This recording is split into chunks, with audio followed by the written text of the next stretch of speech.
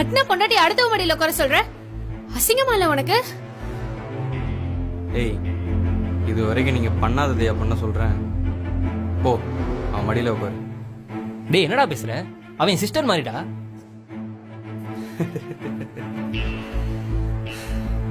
சிஸ்டரா? நேத்து நான் ஆபீஸ் போயிருந்தப்போ அண்ணாவும் பாப்பாவும் எங்க போயிருந்தீங்க? என்ன பண்ணீங்க? நான் வீட்ல தான் இருந்தேன். அவன் வீட்லயா? நேத்து நீங்க எங்க போனீங்க, என்ன பண்ணீங்க எல்லாம் எனக்கு தெரியும்.